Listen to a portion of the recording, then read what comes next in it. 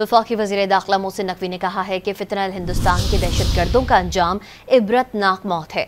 भारतीय स्पॉन्सर्ड दहशतगर्दों और उनके सहूलतकारों को अंजाम तक पहुंचाएंगे। रियासती रिट चैलेंज करने वालों के साथ आहनी हाथों से निपटा जाएगा।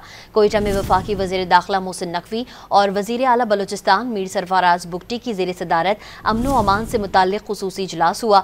इजलास में फितना हिंदुस्तान के खिलाफ मुख्तलिफ इलाकों में सिक्योरिटी फोर्सेज की कार्रवाइयों पर तफसीली गौर किया गया। वज़ीर आला सरफराज बुगटी ने अमन व अमान की मजमूई सूरत हाल और सिक्योरिटी इक़दामात पर ब्रीफिंग दी। सूबाई एक्शन प्लान पर अमल दरामद और उसमें दरपेश रुकावटों का जायजा लिया गया।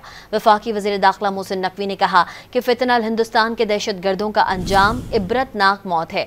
रियासती रिट चैलेंज करने वालों के साथ आहनी हाथों से निपटा जाएगा। दहशतगर्दी के खिलाफ जंग में बलूचिस्तान हुकूमत की मुकम्मल सपोर्ट जारी रखेंगे।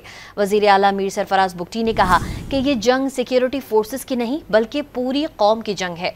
सिक्योरिटी फोर्सेज और अवाम की कुर्बानियां रायगा नहीं जाएंगी। हर कीमत पर अमन कायम करेंगे।